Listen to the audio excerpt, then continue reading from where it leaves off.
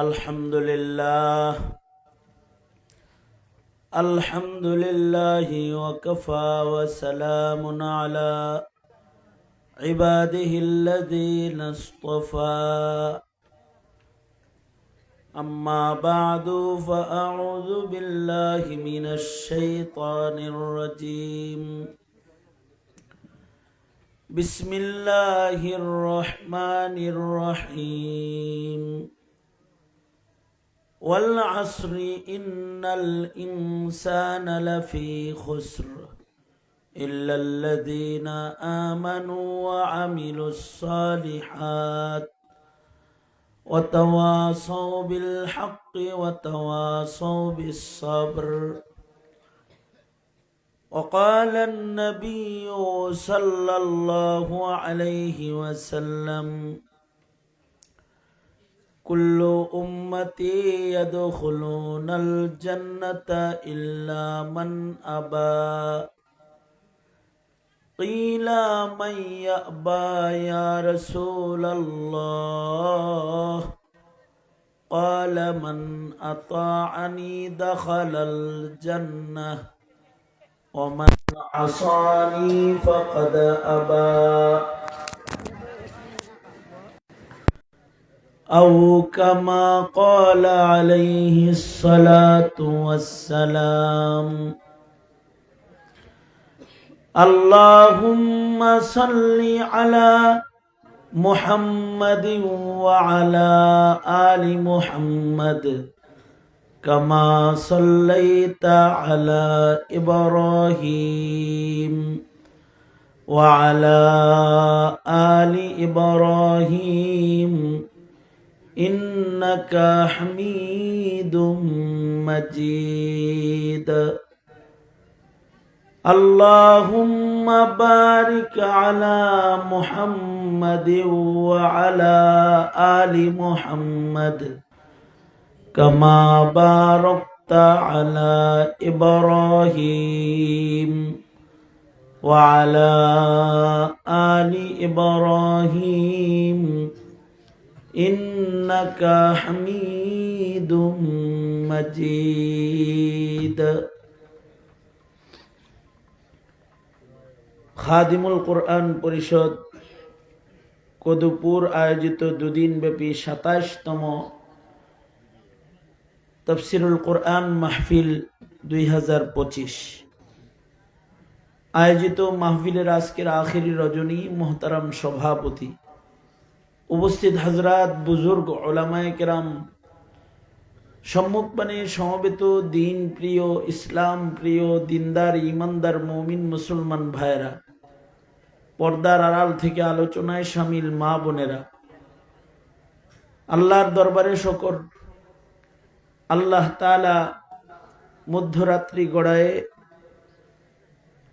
গভীর রজনীতে, কুয়াশার রাতে, শীতের রজনীতে কোরআনে কারীমের মোহাব্বতে, উলামায়ে দ্বীনদের সোহবতে, আল্লাহর কালামের আলোচনার মহতি দর্শে আল্লাহ তাআলা দাওয়াত ও তাবলীগের নিসবতে আমাদের বসার তৌফিক দান করেছেন।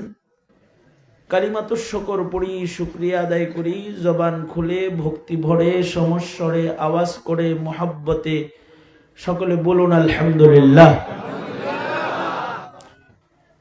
এত সময় পর্যন্ত অত্যন্ত গুরুত্বপূর্ণ তাফসীর আপনারা শুনেছেন। যুব সমাজের কাঙ্ক্ষিত ব্যক্তিত্ব, আলোচিত মুফাসসিরে কোরআন হযরতুল আল্লাম মুফতি রফি বিন মুনীর দামাত বরকাতুহুমের জবান থেকে। সবার শেষে আমি আপনাদের সামনে বসে গেছি বরকতের নিয়তে সূরাতুল আসর, আল্লাহর কালামের ১০৩ নম্বর সূরা, নাজিল হওয়ার দিক দিয়ে ১৩ নম্বর মক্কি সূরা আপনাদের সামনে তেলাওয়াত করেছি। খুব সংক্ষেপে কিছু কথা সূরাকে সামনে নিয়ে বলার ইরাদা। আল্লাহ তাআলা কিছু উপকারী কথা আপনাদের কানে পৌঁছায় দেওয়ার তৌফিক দান করেন। আপনারা দোয়া করুন, বলুন আমিন। আল্লাহর কালামের কনিষ্ঠ সূরাগুলোর ভেতরে অন্যতম কনিষ্ঠ সূরা হলো সূরাতুল আসর, 3 আয়াত বিশিষ্ট। সূরার শুরুতে আসরুনের কসম আছে, এ কারণে সূরার নাম সূরাতুল আসর। সূরাটা ছোট হলেও মাহাত্ম্য গুরুত্ব অনেক বেশি। ইমামে শাফিঈ রহমতুল্লাহ আলাইহি তিনি বলেন, এই উম্মতকে যদি আল্লাহ তাআলা শুধুই মাত্র সূরাতুল আসর দান করতেন, আর কোন সূরা যদি নাজিল নাও হতো, তো এই একটি সূরাই এই উম্মতের নাজাতের জন্য যথেষ্ট সূরা। আর সাহাবায়ে কেরামের একটা আমল, সাহাবায়ে কেরাম তো উলাইকা হুমুল মুমিনুনা হাক্কা, সাহাবায়ে কেরামের কথা আল্লাহর পছন্দের। সাহাবীর মুখে উচ্চারিত হয়েছে আসসালাতু খায়রুম মিনান নাওম, আল্লাহ তাআলা শিআরে ইসলাম বানাইছেন। সাহাবায়ে কেরামের স্বপ্ন আল্লাহর কাছে পছন্দের। সাহাবায়ে কেরাম স্বপ্ন দেখেছেন আল্লাহ তাআলা আযান ও ইকামতকে ইসলামের শিআর বানাইছেন। সাহাবায়ে কেরামের আমল আল্লাহর কাছে পছন্দ, তাদের আমলের প্রশংসা গুণগান আল্লাহ তাআলা আল্লাহর কালামে করেছেন। সাহাবায়ে কেরাম কিয়ামত পর্যন্ত আনেওয়ালা মুমিনদের জন্য আদর্শ মুমিন আল্লাহর নির্বাচনে। এ কারণে আল্লাহ পাক আদেশ করেছেন আমিনু কামা আমানান নাস। সাহাবিয়ত এমন একটা মর্যাদার আসন, নবী যেমন কিয়ামত পর্যন্ত কেউ হতে পারবে না, সাহাবিও কিয়ামত পর্যন্ত কেউ হতে পারবে না। সুতরাং সাহাবায়ে কেরামের কোনো আমল যদি নকল করা হয়, এটাও আল্লাহ পাকের পছন্দের। সাহাবায়ে কেরামের আমল ছিল, এক সাহাবী আর এক সাহাবীর সাথে দেখা হইলে সূরা আসর তেলাওয়াত করে শোনায়া দিতেন।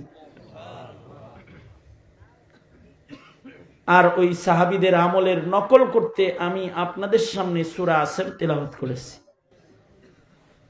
যদি এই নকলের বরকতে কিছু আল্লাহ তাআলার সন্তুষ্টি আমরা ভাগে পেয়ে যাই, তাইলে তিলাওয়াতটাও আমাদের সৌভাগ্যের দরওয়াজা খোলার জন্য উসিলা হয়ে যাবে।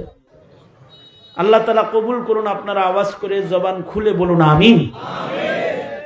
রাত তো 12:30, আপনারা জাগ্রত না ঘুমন্ত? সব তো জাগনাই ছিলেন, জিহাদের বয়ান হয়েছে এবং গুরুত্বপূর্ণ নসিহত হয়েছে, আপনারা জাগ্রত। জাগ্রত যেহেতু আছেন, সচল যে আছেন, এটা বুঝাইতে দোনো হাত উপরে তুলেন, হ্যাঁ, নাড়াচাড়া দেন, জবান খুলে আওয়াজ করে বলেন সুবহানাল্লাহ, আওয়াজ করে বলেন আলহামদুলিল্লাহ, বলেন লা ইলাহা ইল্লাল্লাহ, আওয়াজ করে বলেন লা ইলাহা ইল্লাল্লাহ, আওয়াজ করে এবার বলেন আল্লাহু আকবার। আল্লাহু আকবার জোরে বলা সুন্নাত, জোরে বলেন আল্লাহু আকবার। আল্লাহু আকবার যত দূর যায় তত নূর হয়, আল্লাহু আকবার যত জোরে হয় তত ঈমান বৃদ্ধি পায়, যত আওয়াজ বুলন্দ হয় তত শয়তান নারাজ হয়, কিন্তু আল্লাহ খুশি হয়। আওয়াজ করে বলেন আল্লাহু আকবার। মাশাআল্লাহ।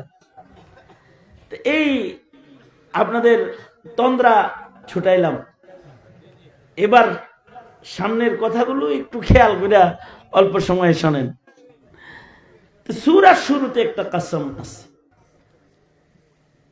সারা দুনিয়ার মানুষদেরকে আল্লাহ তাআলা ভয়ঙ্কর একটা সংবাদ দান করেছেন, কসম করে বলেছেন আমাদের খাসলাত হলো, আমরা যদি কোনো কথা বলি, কথার ফাঁকে কখনো কখনো আমরা কসম খাই। আল্লাহ পাকের কথায়, আল্লাহর কালামে জায়গায় জায়গায় কসম করে কথা বলেছেন, কিন্তু আমাদের কথার উদ্দেশ্য, কসমের উদ্দেশ্য ভিন্ন, আল্লাহর কসমের উদ্দেশ্য ভিন্ন। আমরা কসম করি আমাদের কথাকে ওজন বানাইতে, আমাদের কথাকে বিশ্বাস্য বানাইতে। আই তুই এই কাজটা করছস না? না করিনি। না করছস? না করিনি। না করিনি। না তুই ছাড়া আর কেউ করে নাই। দেখ ভাই খোদার কসম করিনি। তাইলে মনে হয় করস নাই। এতক্ষণ বলছে করি নাই, বিশ্বাস করে নাই, কিন্তু কসম করে যখন বলছে তখন বিশ্বাস করছে। তার মানে মানুষের কথায় কসম, মানুষের কথাকে বিশ্বাস্য বানায়। এই কারণে মিথ্যাবাদীরা মিথ্যা কথাও কসম করে কয়। আল্লাহর কসম ৪৫ টাকা কিনা, আসলে ৩৫ টাকা কিনা, মানে এক কসম দিয়ে ১০ টাকা লাভ আগে লয়ে লইছে। চিন্তা করছে কসম করে কই ৪৫ ১০ টাকা তো অগ্রিমী আছে, এরপরে ১ টাকা দিলেও কত হইল? আল্লাহর রাসূল বলেন মিথ্যাবাদীরা অনেক কসম খায়, এ কারণে কসম বেশি খাইতে মানা।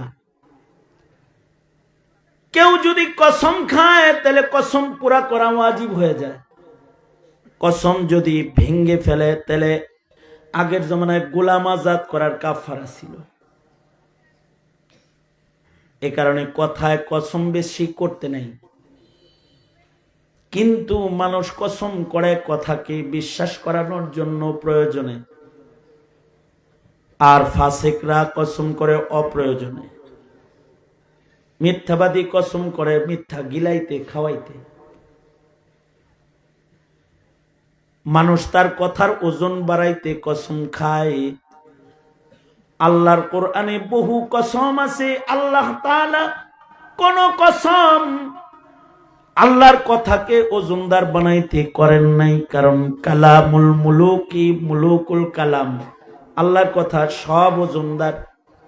কসমওয়ালাটাও যেমন ওজনদার, কসম ছাড়াটাও এরকম ওজনদার।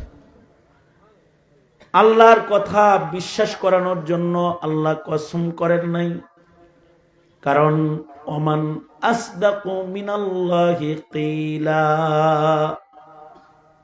আল্লাহর চাইতে সত্য বলনেওয়ালা তো আর কেউ নাই। কিন্তু আল্লাহ তাআলা কখনো কখনো কসম করে কথা বলেছেন, তার মানে মানুষকে কসমকৃত বস্তুটার দিকে দৃষ্টি আকর্ষণ করেছেন। এ কারণে কখনো আল্লাহ বলেন সূর্যের কসম, তার মানে সূর্যের দিকে দৃষ্টি আকর্ষণ। সূর্য তাকায় দেখো, উনজুর ইলাল কামার, চাঁদ তাকায় দেখো, ওয়াল কামার, চাঁদের কসম, ওয়াশ-শামস, সূর্যের কসম। চাঁদ সূর্য দেখে আমাদের লাভ কি? চাঁদ সূর্য দেখেও লাভ আছে। চাঁদের দিকে তাকাইলে আল্লাহ চেনা যায়, সূর্যের দিকে তাকাইলে আল্লাহর কুদরত বোঝা যায়। ওয়াশ-শামস, সূর্যের দিকে দৃষ্টি আকর্ষণ। তার মানে দেখো সূর্য কত বড়, এত বড় সূর্য যিনি বানাইছেন তিনি কত বড়। আল্লাহু আকবার, জোরে বলেন। সূর্যের এত পাওয়ার যে সূর্যের তাপে মাটিতে আগুন বেড়ে যায়। বিজ্ঞানীরা বলে সূর্য আর পৃথিবীর মাঝখানে পর্দা ছিঁড়ে গেছে, এই কারণে আমেরিকায় জায়গায় জায়গায় সূর্যের তাপে আগুন জ্বলে। এরা বিজ্ঞানীরা কয়। তার মানে সূর্যের যদি এত পাওয়ার হয় তাহলে সূর্যের স্রষ্টা কে? এই জোরে বলেন, সূর্য বানাইছে কে? জোরে বলেন। আমেরিকা বানাইছে, মোদিরা বানাইছে, হ্যাঁ? সূর্য বানাইছে কে? জোরে বলেন। তাহলে সূর্যের পাওয়ার যদি এত হয় তাহলে যিনি বানাইছে সূর্য তার পাওয়ার কত বড়। আল্লাহর সৃষ্টি দেখলে আল্লাহ চেনা যায়। সূর্য হলো মানুষের জন্য ইবাদতের গড়ি। কয় সূর্য দেখা দেখা নামাজ পড়ো। আকিমিস সালাতা লিদুলুকিশ শামসি ইলা গাসাকিল লাইলি ওয়া কুরআনাল ফাজর ইন্না কুরআনাল ফাজরি কানা মাশহুদা। সূর্য ডুবার সময় নামাজ আছে, সূর্য ডুবে গেছে এবার মাগরিব পড়ো। সূর্য উঠার আগে নামাজ আছে, তাহাজ্জুদ পড়ো। সূর্য উঠা গেছে এবারে ইশরাক পড়ো। সূর্য খেলে গেছে জোহর পড়ো। সূর্য দুর্বল হয়ে গেছে তো আসর পড়বা, আবার সূর্য ডুবে গেছে মাগরিব পড়ো, চাঁদ দেখে দেখে ইবাদত করো, চাঁদ উঠেছে রোজা রাখো, চাঁদ ডুবে গেছে, চাঁদ আবার নতুন মাসে চাঁদ এসেছে, চাঁদ হারায় গেছে, অমাবস্যা শুরু হয়ে গেছে, চাঁদ খুঁজে পাওয়া যায় না, কিছুদিন পরে আবার চাঁদ উঠছে, ঈদ করো, চাঁদ দেখে হজে যাও, চাঁদ দেখে মিনায় যাও, চাঁদ দেখে চাঁদ গুনে মুজদালিফায় যাও, চাঁদ গুনে আরাফায় যাও। ইয়াসআলুনাকা আনিল আহিল্লা কুল হিয়া মাওয়াকিতু লিন-নাসি ওয়াল হজ। চাঁদ সম্পর্কে আল্লাহর রাসূলকে কাফেররা জিজ্ঞেস করে এটা কি? আল্লাহ বলে দেন এটা ঘড়ি, তোমাদের বছর গুনার ঘড়ি, এটা ইবাদতের ঘড়ি, মাওয়াকিতু লিন-নাস, মানুষের জন্য এটা ইবাদত ঘড়ি, ওয়াল হজ, এটার দিকে তাকায় হজ করবা, সূর্যের দিকে তাকায় নামাজ পড়বা, সূর্য দেখে দেখে তোমার নামাজের ওয়াক্ত নির্বাচন হবে। ইন্নাস সালাতা কানাত আলাল মুমিনিনা কিতাবাম মাওকুতা, নির্ধারিত নির্ধারিত নামাজের সময় আছে, এটা কেমনে বাইর করবা? সূর্য দিয়ে বাইর করবে, ছায়ায় মিছিল দিয়ে আসর বাইর করবা, হেলা ডুবা উদয় দিয়া নামাজ বাইর করবা, হারিয়ে যাওয়া দিয়া এশা বাইর করবা। সূর্যের দিকে তাকাইলে নামাজের ওয়াক্ত চিনা যায়, ওয়াল কামার, চাঁদের দিকে তাকাইলে হজের সময় বাইর করা যায়, রোজার সময় বাইর করা যায়। সূর্যের দিকে তাকাইলে নিজের জীবনকে সূর্যের সাথে মিলান যায়। এ দেখো ও শামস, সূর্যের কসম, সূর্যের যেমন শৈশব আছে, সূর্যের যেমন যৌবন আছে, সূর্যের আবার বার্ধক্য আছে, সূর্যের যেমন উদয় আছে, সূর্যের তেমন অস্ত আছে। তোমার জীবনের শৈশব আছে, তোমার জীবনের যৌবন আছে। সূর্যের যৌবন কত পাওয়ারফুল তাকান যায় না। সূর্য শৈশবে আছে, সাগর সৈকতে যায়, রাতে লইতে চায়, কোলে লইতে চায়। আবার সূর্য বুড়া হয়েছে, দুর্বল হয়ে যায়। সূর্য বিকাল বেলায় বৃদ্ধ হয়ে যায়, তোমারও বিকাল আছে, তুমি বুড়া হবা। সূর্য ডুবে যায়, এক সময় এই পৃথিবী মানচিত্রে তোমায় খুঁজে পাওয়া যাবে না, সূর্যের মতো তুমি হারায় যাবে। সূর্যের যেমন গ্রহণ আছে, তোমার জীবনে দুঃখ গ্রহণ আছে। চাঁদের যেমন অমাবস্যা আছে, তোমার জীবনে দুঃখ আছে, অন্ধকার আছে। আবার চাঁদের যেমন আলো আছে, তোমার জীবনে খুশির আনন্দ আছে। এগুলো তাকায় দেখো। ওয়ান নাজম, তারকা তাকায় দেখো, সব তারকা এক সমান না, সব মানুষ এক সমান না, সব তারকার গতি এক না, সব মানুষের গতিও এক না। সব তারকা সৌন্দর্য মণ্ডিত করে আকাশে সব সময় থাকে না, তুমি বিশ্ব সুন্দরীও থাকতে না। আল্লাহ তাআলা কসম করে করে আল্লাহর সৃষ্টির দিকে দৃষ্টি আকর্ষণ করেছেন। আবার কখনো কখনো আল্লাহ তাআলার সম্মান বুঝাইতে মাখলুকের কসম করে বস্তুর সম্মান তুলে ধরেছেন। ফলের কসম করে বলে ফল সম্মানিত, তিন ওয়া জাইতুন। শহরের কসম করে বলে শহরটা সম্মানিত, হাদাল বালাদিল আমিন। ওয়াল আসর ওয়াল ফাজর, নামাজের কসম করে বলে এই দুই ওয়াক্ত নামাজ কিন্তু সাধারণ নামাজ নয়, নামাজের ভেতরে এগুলো কিন্তু দামি নামাজ। দেখে শুনে হেফাজত কইর। কোরআনে কারিমে দুটি নামাজের কসম আছে। ওয়াল ফজর, ফজরের কসম, ওয়াক্তুল ফজরের কসম। ওয়াল আসর, আসরের নামাজের কসম, ওয়াক্তুল আসরের কসম। দুইটা নামাজের কসম কোরআনে আছে। এই দুইটা নামাজ হলো মানব জীবনের নামাজের ভেতরে শ্রেষ্ঠ নামাজ। সব জিনিসের ভেতরে শ্রেষ্ঠ আছে, মাখলুকের ভেতরে শ্রেষ্ঠ ইনসান। পয়গম্বরের ভেতরে শ্রেষ্ঠ সরওয়ারে দু আলম, ফিরিস্তাদের ভেতরে শ্রেষ্ঠ জিব্রাইল, মাসের ভেতরে শ্রেষ্ঠ রমাদান, ঘরের ভেতরে শ্রেষ্ঠ বাইতুল আতিক, পানির ভেতরে শ্রেষ্ঠ আবে জমজম, মুর্দার মাইয়িতের ভেতরে শ্রেষ্ঠ শহীদ, পাথরের ভেতরে শ্রেষ্ঠ হাজারুল আসওয়াদ মাকামে ইব্রাহিম, পাহাড়ের ভেতরে শ্রেষ্ঠ সফা মারওয়া মিন শাইরিল্লাহ, সময়ের ভেতরে শ্রেষ্ঠ ওয়াক্তুল ফজর ওয়াক্তুল আসর। 24 ঘন্টার ভেতরে সবচেয়ে দামি সময় হলো ফজরের সময়, এরপরে সবচেয়ে দামি সময় হলো ওয়াক্তুল আসর, আসরের সময়। এই সুবহানাল্লাহ বলার লেগে রেডি হয়ে বসেন। ভালো একটা কথা কই, ফজরের ওয়াক্তটা এত দামি ওয়াক্ত। ফজরের ওয়াক্ত হলো মাকামে নবুয়ত, অর্থাৎ বাবা আদম থেকে, ভালো করে শুনেন তাহলে সুবহানাল্লাহটা বাইরে হইব একাই। বাবা আদম থেকে শুরু করে আমাদের নবী পর্যন্ত যত নবী আসছে সব নবীকে আল্লাহ তাআলা ফজরের নামাজের ওয়াক্তের সময় নবুয়ত দান করেছে।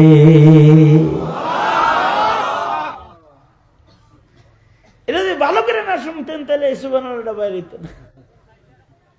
তাইলে কি করা যায়? আমরা সবাই ফজরে ঘুমায় থাকবো, হ্যাঁ?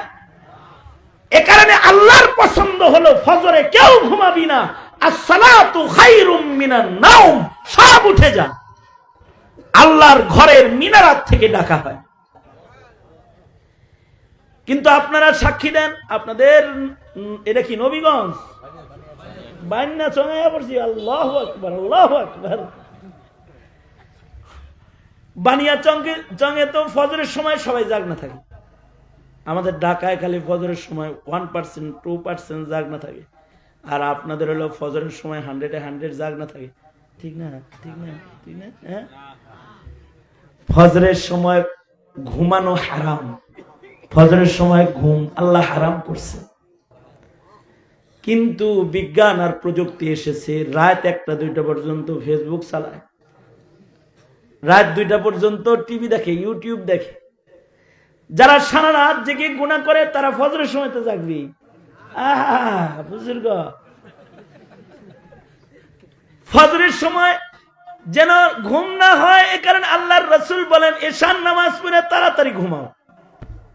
তাহলে ফজরের জায়গা যাইবা।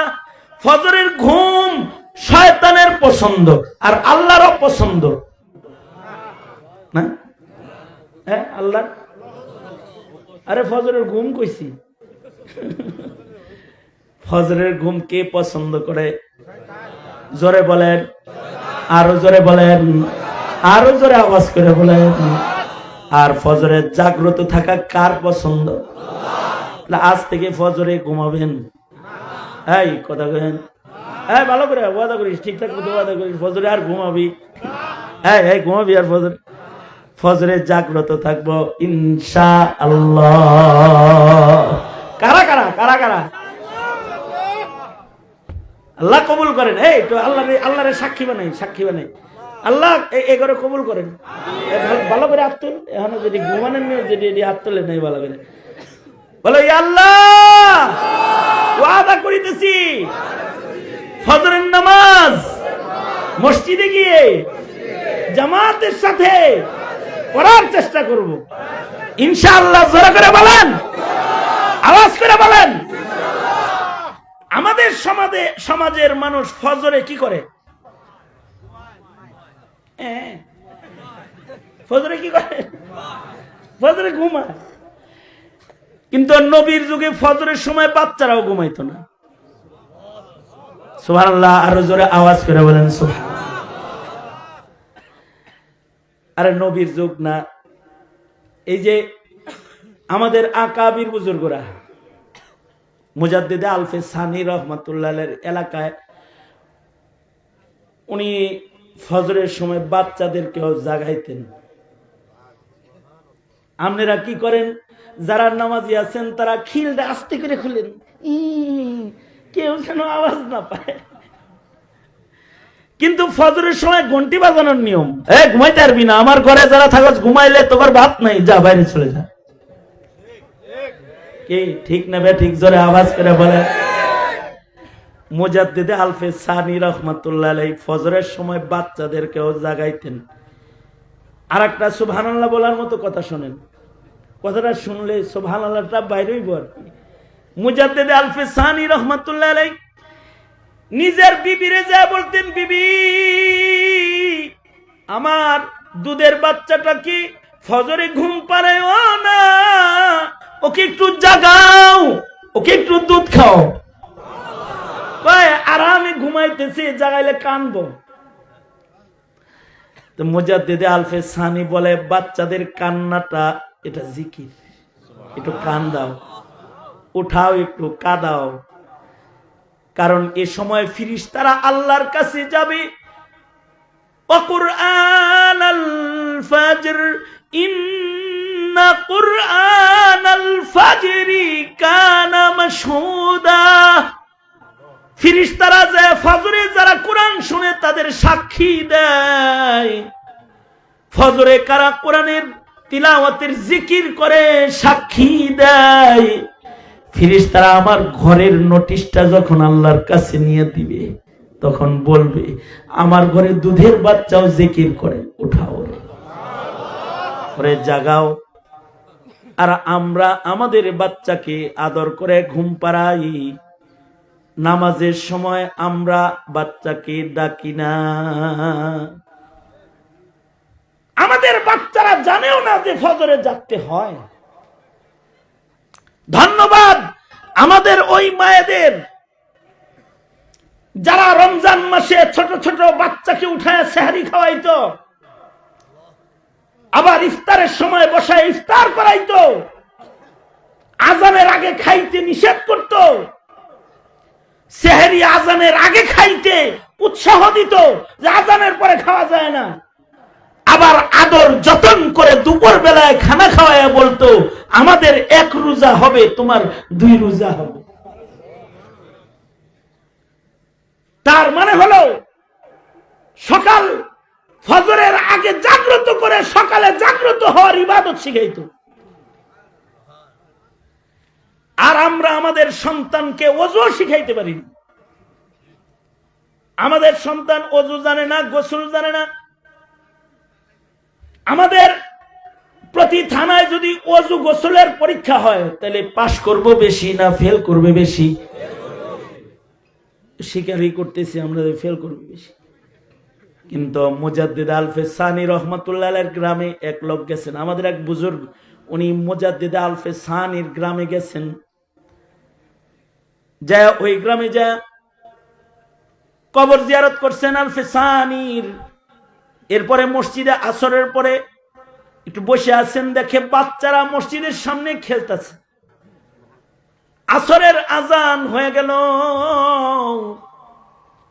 মুয়াজ্জিন সাহেব বাচ্চাদেরকে আজানের কিছু সময় পরে বারান্দায় দাঁড়ায় বলল, বাচ্চারা নামাজ আসো। সব বাচ্চারা খেলা বন্ধ করে দিয়ে মসজিদে ঢুকে পড়ল। বুজুর্গ মনে মনে ভাবতেছে, ছেলেগুলা খেলতেছিল, ওযু করলো না, মসজিদে ঢুকে পড়লো। বুজুর্গের ধারণা হলো বাচ্চারা মনে হয় ওযু জানে না। আল্লাহর ওলি বলেন, মুজাদ্দিদ আলফে সানির গ্রামে যে শরম পাইলাম।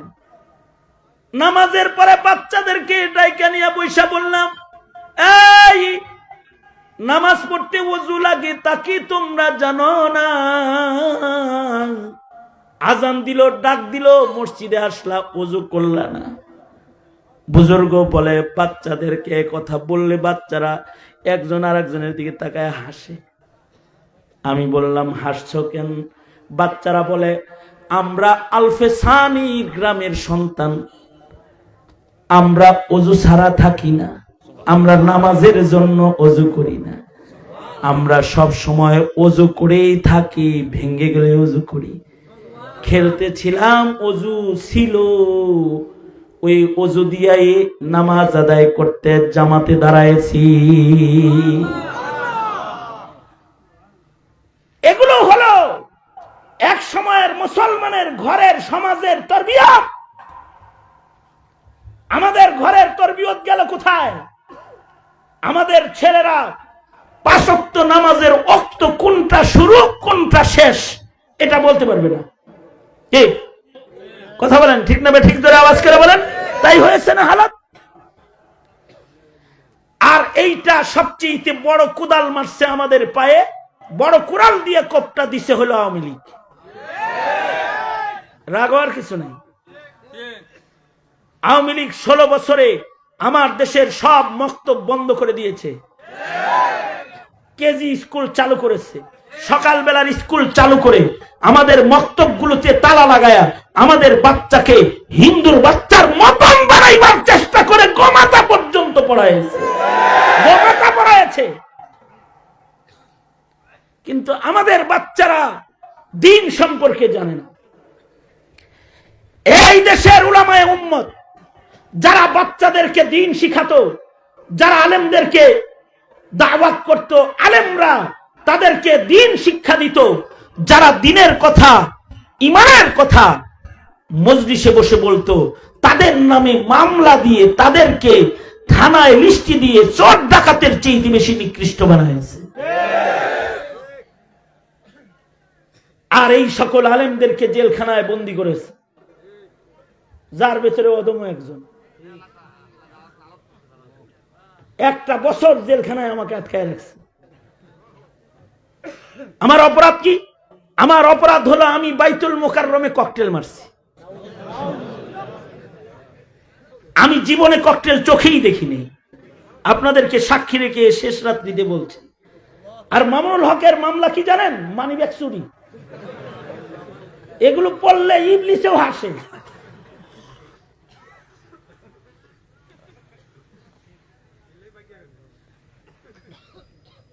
এই আলেমদেরকে জেলখানায় এত অত্যাচার করেছে, আমাদের বাচ্চাগুলার হাত পা দেখলে আপনার কলিজা ফাইটা রক্ত বের হবে যে প্লাস দিয়ে নখ টেনে তুলে ফেলেছে।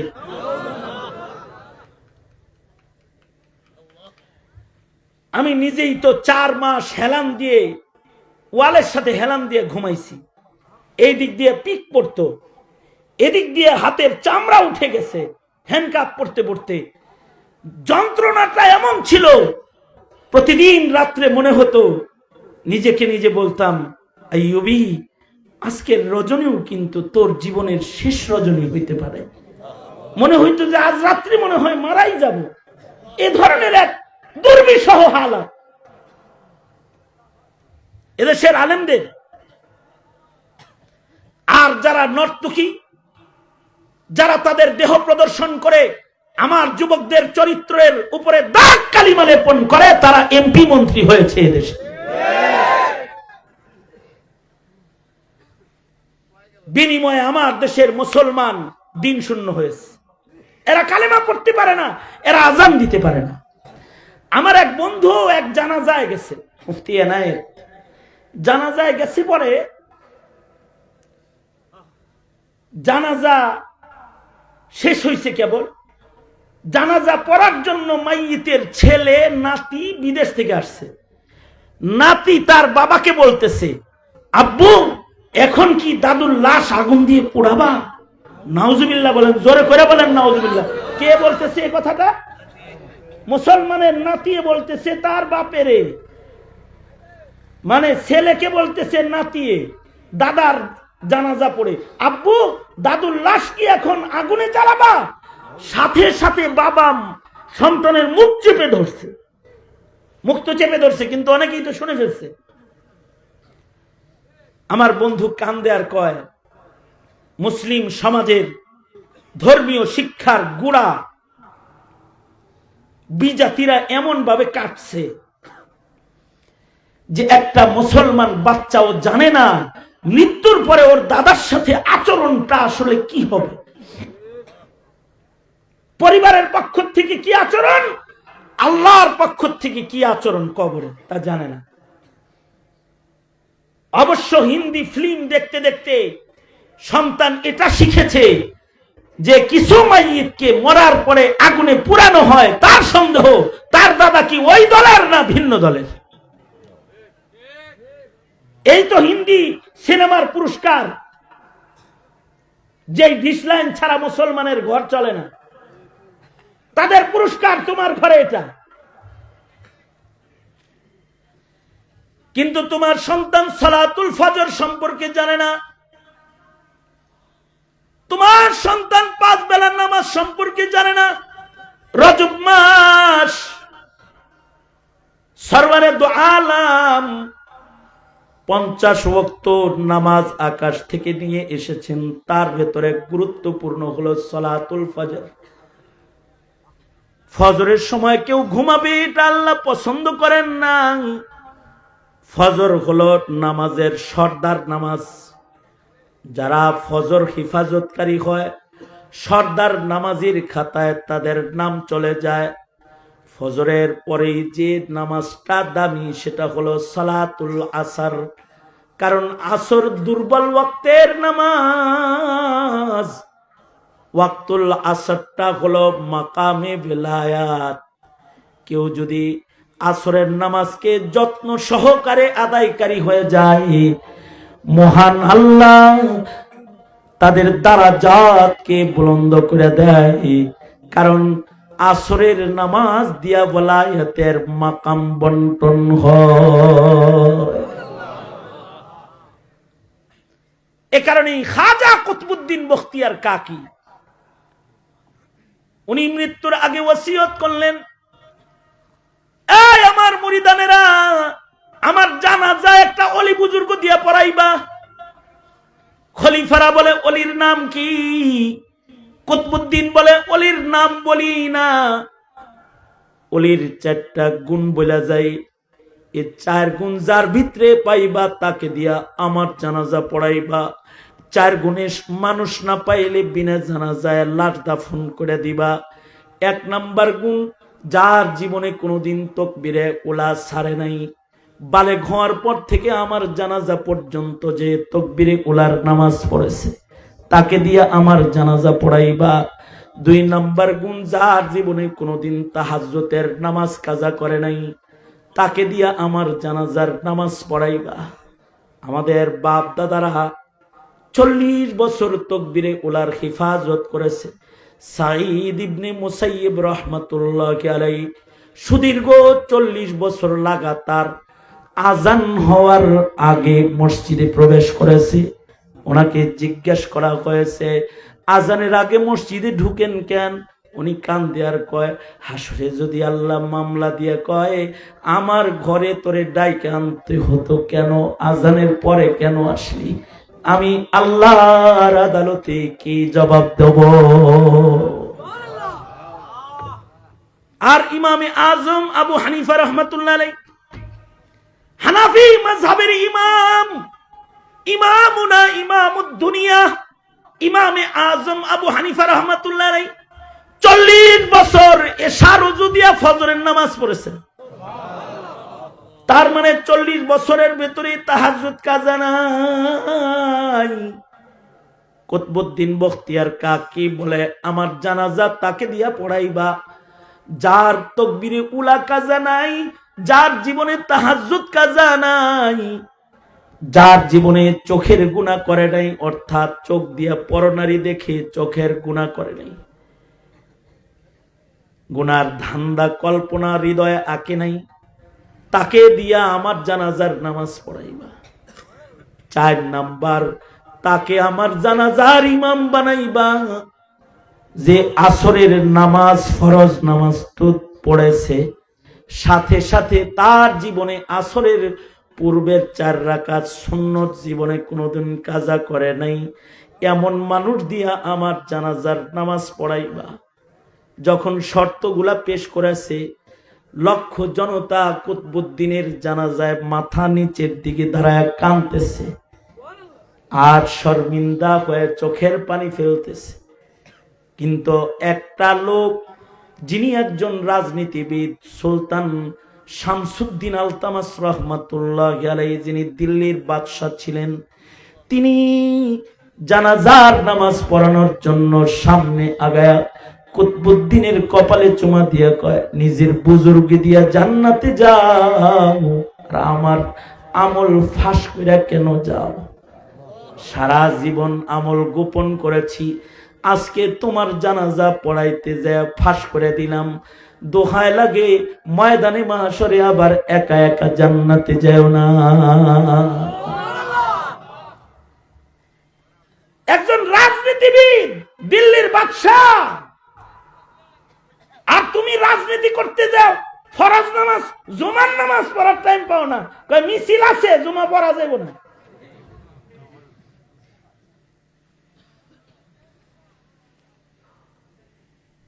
নামাজের গুরুত্ব দাও, 5 ওয়াক্ত নামাজের হিফাজত করো।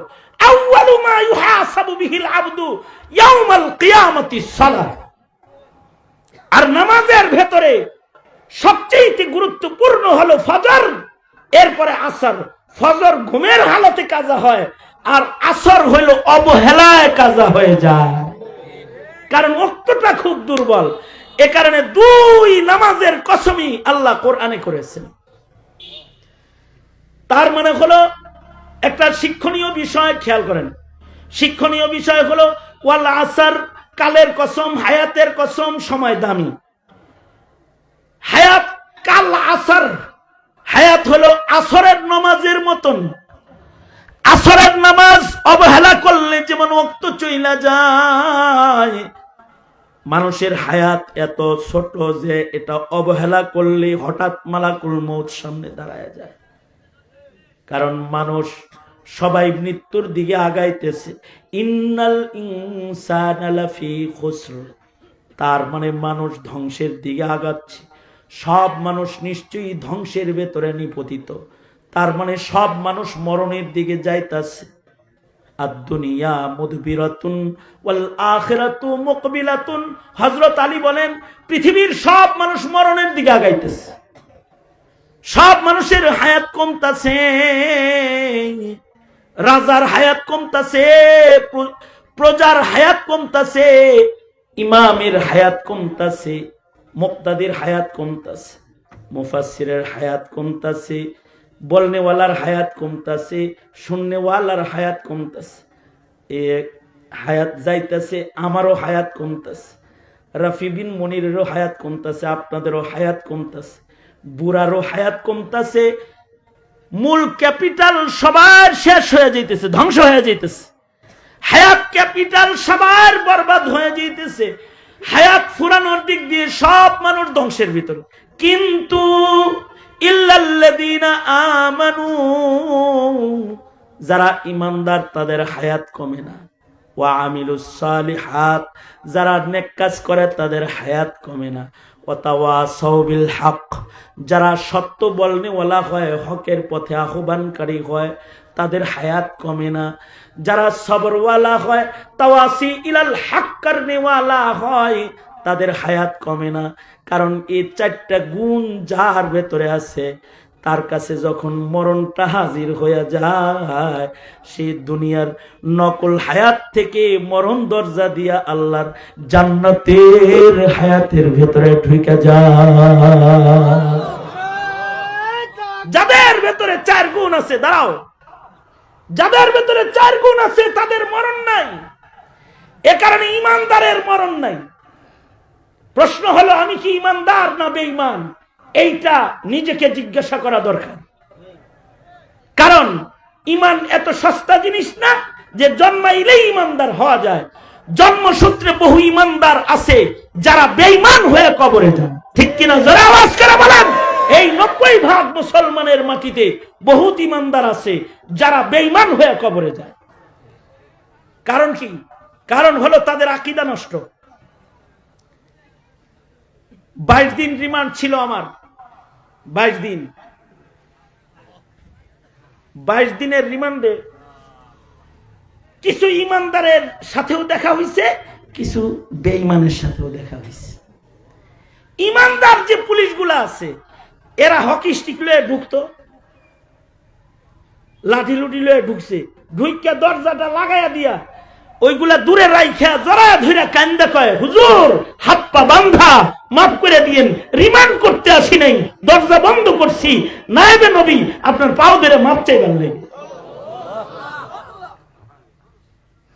এর হলো ইমান আছে। আর আরেক প্রকারের পুলিশ হইল আসছে, আইসা ভিডিওটা ছাড়ছে, আমার বয়ানটা ছাড়ছে, স্যার কয় এত গরম হয়েছিল গা হুজুর, কয় টাকা পাইছস? বিয়াদ মৌলবীরা টাকার লেগে কথা কয়, তোর মতো টাকার কেনা গোলাম এগুলো? তুই তো সরকারের বেতন পায়া গোলামি করে গুলি করে মানুষ হত্যা করে তুই পথ কিনে নিস, এগুলো কি তাই? এত গরম কথা কইছে, কত টাকা পাইছে? যাই হোক, এক পর্যায়ে বলতে বলতে বলে কি, আচ্ছা নাউজুবিল্লাহটা ভালো করে কইতে পারবেন, একটু খেয়াল করে শুনলে। আচ্ছা কাদিয়ানীদের সাথে একটু মিলমিশ করে চলা যায় না?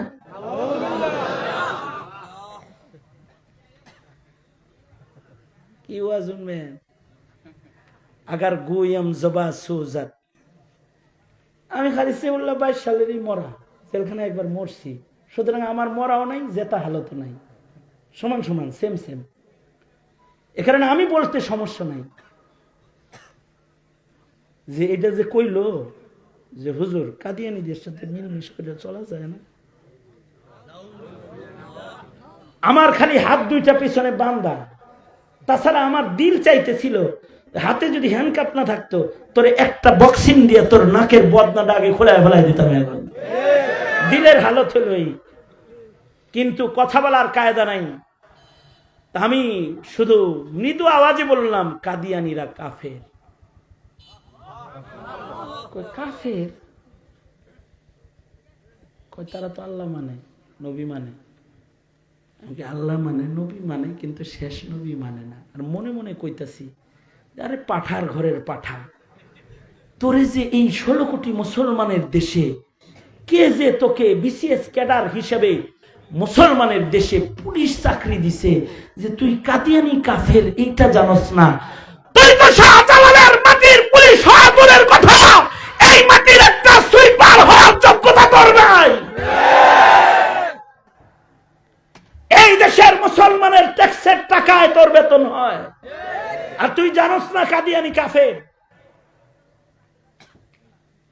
আমার প্রশ্ন হলো, যদি বিসিএস ক্যাডার না জানে কাদিয়ানী কাফের, তোমার ছেলে আর তোমার মেয়ে জেনে বয়ে রইছে, এটা হলো মিছা কথা। কারণ তোমার শিক্ষা সিলেবাস এতটাই দুর্বল, তোমার এই শিক্ষা সিলেবাস দিয়ে আল্লাহ চেনানোর কায়দাও নাই, নবী চেনানোর কায়দাও নাই, ধর্ম চেনানোর কায়দা নাই, তবে মুজিব চেনানোর কায়দা আছে, নেতা চেনানোর কায়দা আছে, নবী চেনানোর কায়দা নেই। সমকামিতা চেনানোর কায়দা আছে, ট্রান্সজেন্ডার বোঝানোর কায়দা আছে, আল্লাহ সম্পর্কে অবিশ্বাস জন্ম দেওয়ার কায়দা আছে। কারণ এখানে ডারউইনের ভ্রান্ত মতবাদ তোমার সন্তানকে পড়ানো হচ্ছে। আওয়াজ করে জোরে বলেন ঠিক না ঠিক? জোরে আওয়াজ করে বলেন। এটাই যদি হয় মুসলমানের শিক্ষা সিলেবাস, এই যুব সমাজ প্রজন্ম, তোমরা যারা রাজনীতি করো, আমি আজ মারা গেলে কালকে লাশ, কিন্তু আমার এই প্রশ্নটা তোমার কাছে আমি ছুড়ে দিয়ে গেলাম, সেটা হলো, তুমি কি কখনো তোমার রাজনীতি, তোমার পদক্ষেপ, তোমার কথোপকথন অথবা তোমার সাহসী ভূমিকার মাধ্যমে চেষ্টা করেছো তোমার ভাই তোমার বোনের ঈমান রক্ষা করার? যদি না করে থাকো, তুমি আসামি হিসেবে আসো, ঈমানদার হিসেবে থাকো না। এখনো বক্তব্য খুব সোজা সাপটা বক্তব্য। সুতরাং এবার তুমি ফয়সালা গ্রহণ করো, তুমি কি তোমার দেশের মুসলমানের ঈমান সহ কবরে দিবা, নাকি কাদিয়ানি বানায়া কবরে দিবা? যদি কাদিয়ানি বানায়া কবরে দিতে চাও, তাহলে তুমি মুখে কুলুপ দিয়ে বসে থাকো, কোনো কথা বলার দরকার নাই। আর যদি তুমি চাও যে তোমার সন্তান মুমিন হয়ে কবরে যাবে, তাহলে বলিষ্ঠ আওয়াজে বলবে কাদিয়ানিরা কাফের, রাষ্ট্রীয়ভাবে স্বীকৃতি চাই, দিতে হবে, নয়তো দেশে দাবানল চলবে। এটা জানাই দিবা তুমি। এটা শুধু মৌলবীর বক্তব্য না, 17 কোটি মুসলমানের যুবকদের বক্তব্য এটাই হবে। ধন্যবাদ জানাই তোমাদেরকে। মূর্তি আমরা ভাঙি নাই, তোমরা ভাঙছো মিয়া। ধন্যবাদ জানাই, কারণ 5 তারিখে বুবু যখন চলে গেল,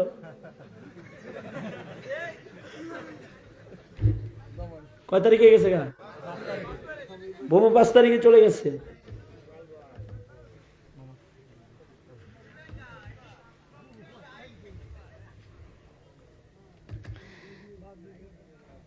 এই মুফতি সাহেব আমার রেখে গেলে কিন্তু খবর আছে।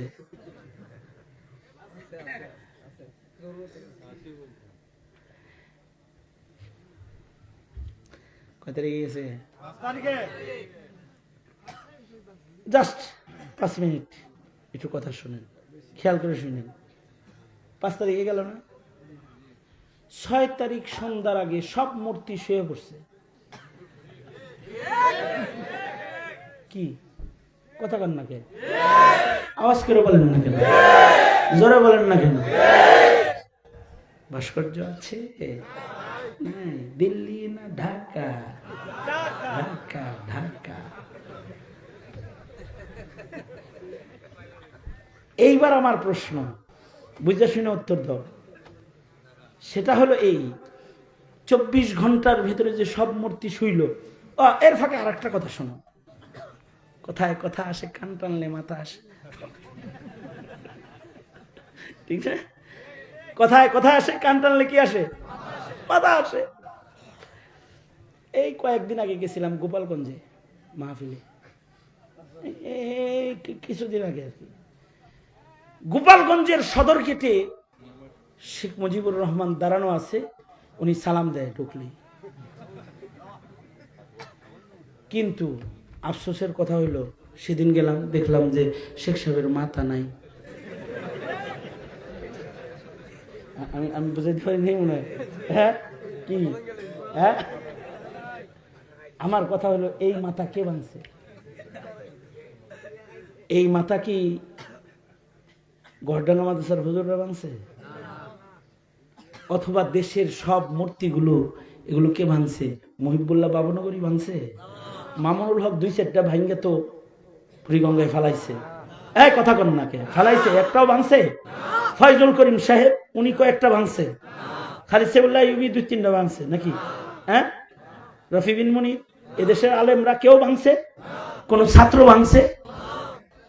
ভাঙ্গে নাই ছাত্ররা, ভাঙ্গে নাই আলেমরা, ভাঙ্গে নাই ইমাম মুয়াজ্জিন। তবে বুবু, এটা হিন্দুর দেশ না, এদেশে কালিমাওয়ালা ইব্রাহিমের সন্তানরা আছে, তারাই যথেষ্ট দেশ ভাস্কর্য মুক্ত করার জন্য, তারাই যথেষ্ট। এই চিত্র যারা দেশ চালাবা তাদের দেখতে কই। হাসিনার মতো তোমরা এরকমটি করো না।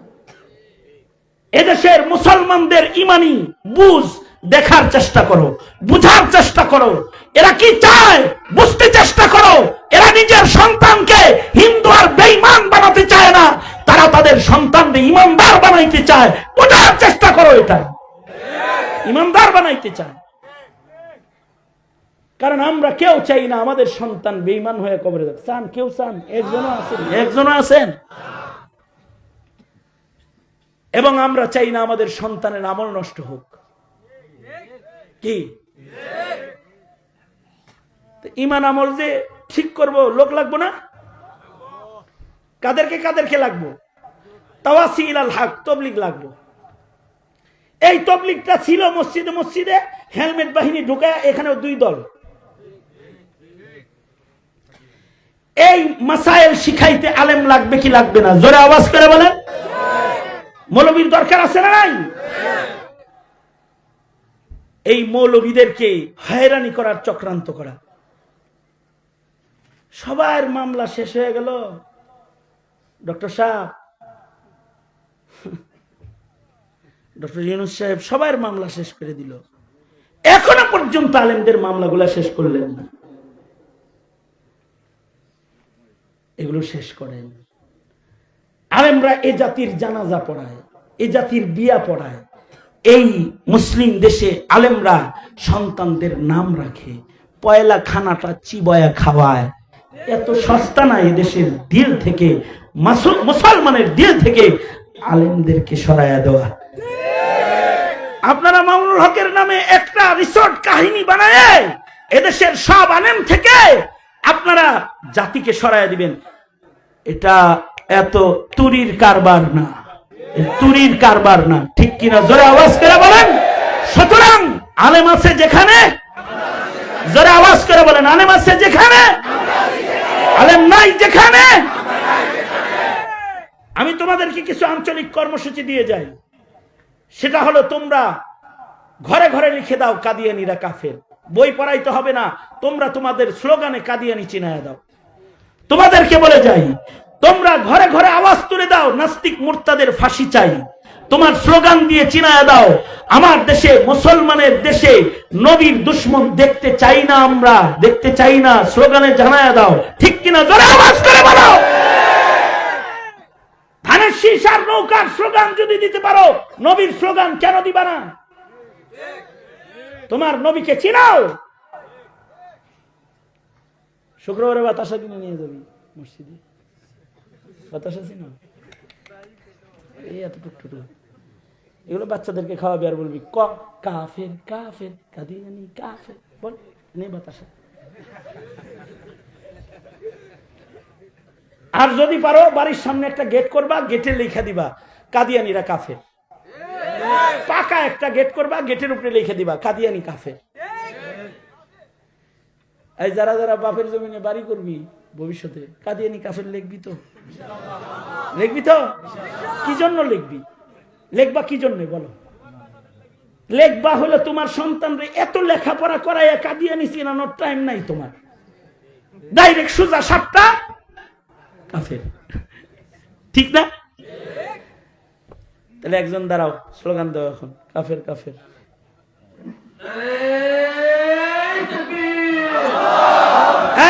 আস্তে আস্তে, হয় নাই হয় নাই। এই স্লোগানটার কথা এই পিচ্ছি গো মনে থাকতে হইব মত পর্যন্ত। এরকম একটা স্লোগান দিতে হইব। হাত তুলে এবার স্লোগান দাও, বিকট আওয়াজে স্লোগান দিবা। জীবনে এরকম আওয়াজ দেয় না, এরকম আওয়াজে।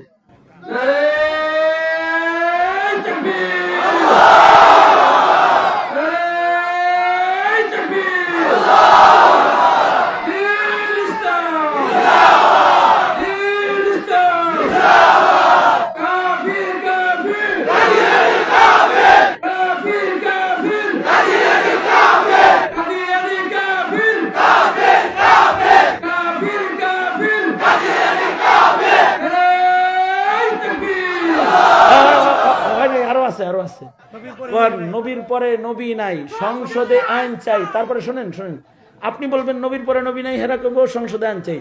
তারপরে আপনি বলবেন ফাঁসি ফাঁসি ফাঁসি চাই। ওরা বলবে আরে না, নাস্তিক মুরতাদের ফাঁসি চাই। হ্যাঁ, নবীর পরে নবী নাই, সংসদে আইন চাই। নবীর পরে নবী নাই, সংসদে আইন চাই। সংসদে আইন চাই। নবীর পরে নবী নাই, সংসদে আইন চাই। নবীর পরে নবী নাই, ফাঁসি ফাঁসি ফাঁসি চাই। নাস্তিকদের ফাঁসি চাই। ফাঁসি ফাঁসি ফাঁসি চাই। নাস্তিকদের ফাঁসি চাই। নাস্তিক মুরতাদের ফাঁসি চাই। ফাঁসি ফাঁসি ফাঁসি চাই। নাস্তিক মুরতাদের ফাঁসি চাই। ফাঁসি ফাঁসি ফাঁসি চাই। নারায়ে তাকবীর। এই পিচ্চি বাচ্চি আন্ডা বাচ্চা যেটি আসছস, শিখি আদলি পাস শিখা মনে থাকবে তো? মনে থাকবে তো? আল্লাহ কয়জন? জোরে বলো। সকল ক্ষমতা কার? জনগণ। জনগণ। ইবাদত কার? ধর্ম কার? যার যার। ধর্ম কার? ধর্ম কার? ইবাদত কার? কিতাব কি? কোরআন। কিতাব কি? নবী কে? মুহাম্মাদুর রাসূলুল্লাহ সাল্লাল্লাহু আলাইহি ওয়াসাল্লাম। শেষ নবী কে? নবীর পরে যারাই নবী দাবি করবে তারা কি? জোরে বলেন, আরো জোরে। জোর হলো না? এইভাবে ঈমান শিখায় দাও। কবরের আযাব আছে না নাই? কবরের আযাব আছে না নাই? হাসর আছে না নাই? সওয়াল জবাব, মিজান, পুলসিরাত আছে না নাই? বাস এভাবে শিখায় দাও। এইটাও একটা তালিম। তাহলে ঈমান বাঁচবে, যাদের ঈমান বাঁচবে তারা মরবে না, যাদের আমল বাঁচবে তারা মরবে না। ঠিক কিনা জোরে বলেন। সত্য বলতে গিয়ে মুগ্ধর মতো মুগ্ধ ছড়ায়া মরে যাবে, মরবে না, মানুষের মুখে মুখে থাকবে। সত্য বলতে যায় আবু সাইদের মতো ফুকটান করে গুলি খাবে, মরবে না।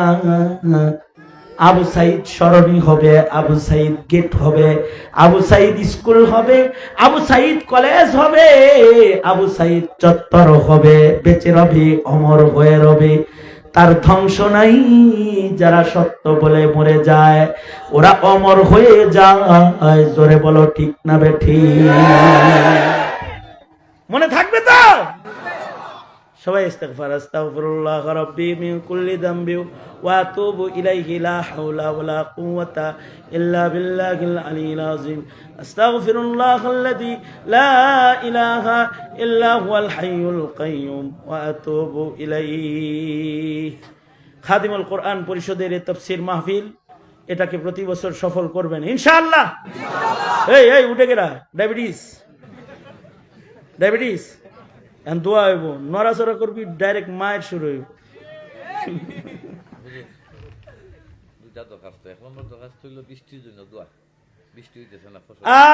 আল্লাহ মেঘ দেন,